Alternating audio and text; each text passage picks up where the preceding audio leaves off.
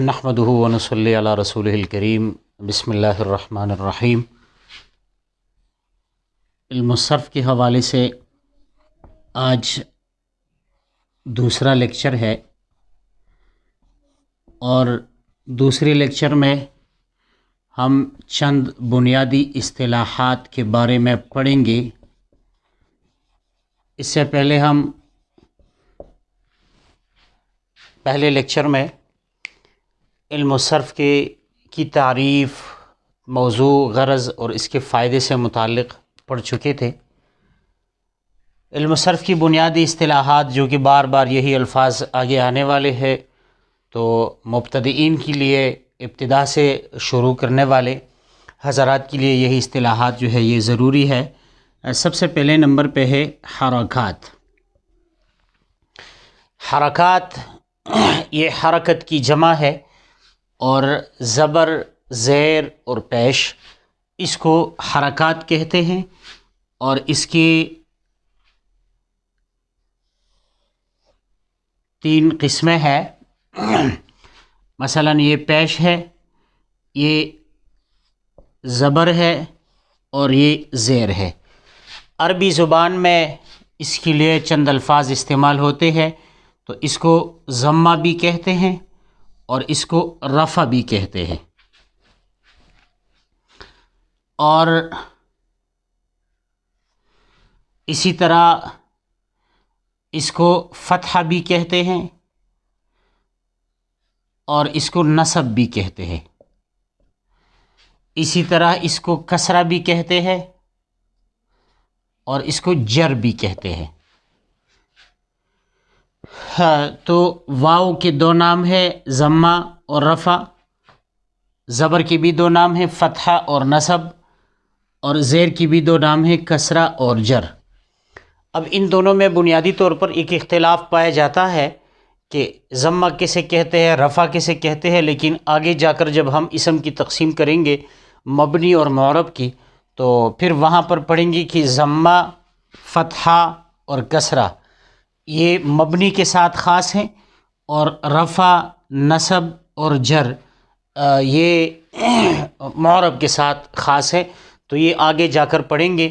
اب جس حرف پر ضمہ ہو تو مضموم وہ حرف جس پر ضمہ ہو، مثال کے طور پر با ہے، اس پر جب پیش آ جائے ضمہ یا رفع تو اس کو ہم مضموم بھی کہتے ہیں اور اس کو ہم مرفوع بھی کہتے ہیں۔ اسی طرح جس حرف پر نصب ہو تو اس کو ہم مفتوح بھی کہہ سکتے ہیں اور اس کو ہم منصوب بھی کہہ سکتے ہیں، اور کسرہ جو ہے جس حرف پر ہو تو اس کو ہم مکسور بھی کہتے ہیں اور مجرور بھی کہتے ہیں۔ تو خلاصہ یہ ہوا کہ یہ با پر جو یہاں پر ضمہ ہے تو اس کو چونکہ رفع بھی کہتے ہیں تو اس کو ہم مضموم بھی کہہ سکتے ہیں، اس کو ہم مرفوع بھی کہہ سکتے ہیں۔ اسی طرح یہ با جو ہے اس کو ہم مفتوح بھی کہہ سکتے ہیں اور منصوب بھی کہہ سکتے ہیں، اور با یہاں مکسور ہے، کسرہ ہے تو اس کو ہم مکسور کہتے ہیں، اس پر جر بھی ہے تو اس کو ہم مجرور بھی کہہ سکتے ہیں۔ تو یہ حرکات آگے جا کر اس کے لیے ہم پیش، زبر یا زیر کا اصطلاح استعمال نہیں کریں گے، بلکہ یہی ضمہ اور رفع استعمال کریں گے، فتحہ، نصب اور کسرہ اور جر کا استعمال کریں گے۔ اس کے ساتھ ساتھ جو ہے سکون ہے دوسرے نمبر پہ۔ سکون حرکت نہ ہونے کو کہتے ہیں، یعنی ایک حرف پر حرکت نہیں ہے، زبر، زیر اور پیش، تو اس کو کہتے ہیں سکون۔ اب اس سکون کو دوسرا نام جو ہے وہ جزم بھی دیا جاتا ہے۔ تو جس حرف پر سکون ہو اس کی علامت جو ہے یہ ہے، جہاں پر سکون ہو تو اس کو ہم ساکن کہتے ہیں، اور جزم اس کو مجزوم بھی کہتے ہیں۔ مثال کے طور پر لن ینال اللہ لحومها ولا دماؤها ولکن ینالہ التقوی منکم، تو یہاں پر یہ نون جو ہے اس پر کوئی حرکت نہیں ہے، زبر، زیر اور پیش، تو اس کو ہم ساکن بھی کہتے ہیں اور اس کو مجزوم بھی کہتے ہیں۔ اس میں بھی ایک فرق ہے کہ ساکن اور سکون اور جزم میں کیا فرق ہے، تو یہی علم الصرف میں آگے جا کر ایک مقام آئے گا، وہاں پر اس کی تفصیل پڑھیں گے کہ سکون، جزم اور وقف میں کیا فرق ہے۔ تیسرے نمبر پہ تنوین ہے۔ تو تنوین یہ دراصل نون ساکن ہے، لیکن اس کی علامت دو پیش، دو زیر اور 2 زبر، یہ اس کی علامت کے طور پر استعمال کیا جاتا ہے۔ اور کلمہ کے آخر میں چونکہ یہ نون کی آواز اس میں پیدا ہوتی ہے، مثال کے طور پر اگر آپ دیکھیں تو ربن، تو اس میں آخر میں نون کی آواز پیدا ہوتی ہے، ربن، ربن، تو اس میں نون کی آواز پیدا ہوتی ہے، اس وجہ سے اس کو تنوین کہتے ہیں۔ اور مشدد یا شد، شد جو ہے اس کے معنی ہے سختی، اور یہ اس وقت لگایا جاتا ہے، یہ علامت لگائی جاتی ہے جب حرف جو ہے اس میں ادغام کیا گیا ہو، اس کے لیے یہ علامت استعمال ہوتی ہے۔ جس حرف پر یہ شد ہو اس کو کہتے ہیں مشدد۔ مثال کے طور پر یہی مثال لے لے، ربن، اب یہ دیکھیے یہ با پر شد ہے، تو اس کا مطلب یہ ہے کہ یہ با 2 مرتبہ ہے، اصل میں کچھ یوں تھا رب بن، اور پھر ہم نے دونوں کا ادغام کیا، ایک حرف کو دوسرے میں داخل کرنے کو ادغام کہتے ہیں۔ تو رب بن یہ مشدد ہو گیا، اور یہ علامت تشدید جو ہے یہ اس کی علامت ہے کہ اس حرف پہ ادغام ہوا ہے، یہ 2 حرف ہے اور دونوں سے ہم نے ایک بنا دیا ہے۔ تو یہی حرکات کے حوالے سے کچھ بنیادی اصطلاحات تھے۔ آگے جا کر فعل کے حوالے سے کچھ باتیں کرتے ہیں کہ فعل کیا چیز ہے اور اس کی کیا اقسام ہے۔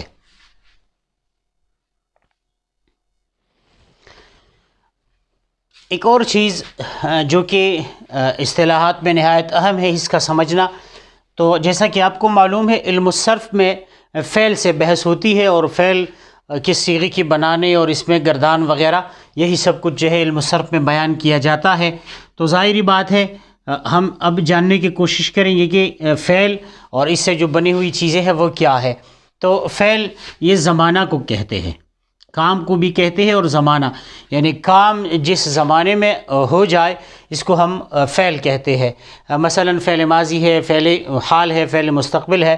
تو یہی فعل جو ہے یہ اس کی 3 قسمیں ہیں۔ ایک ہے فعل ماضی، گزشتہ زمانہ، اور دوسرے نمبر پہ ہے فعل حال، موجودہ زمانہ، اور تیسرے نمبر پہ ہے فعل مستقبل، آئندہ زمانہ، آنے والا زمانہ۔ اچھا، یہ تو ویسے ہر زبان میں، چاہے پشتو ہو، اردو ہو، انگلش ہو، فارسی ہو، یہ 3 زبانیں جو ہے ہر زمانے میں پائے جاتے ہیں۔ عربی زبان میں خصوصیت یہ ہے کہ عربی زبان میں فعل حال اور فعل مستقبل کے لیے ایک الگ اصطلاح کا استعمال ہوتا ہے، اس کو کہتے ہیں فعل مضارع۔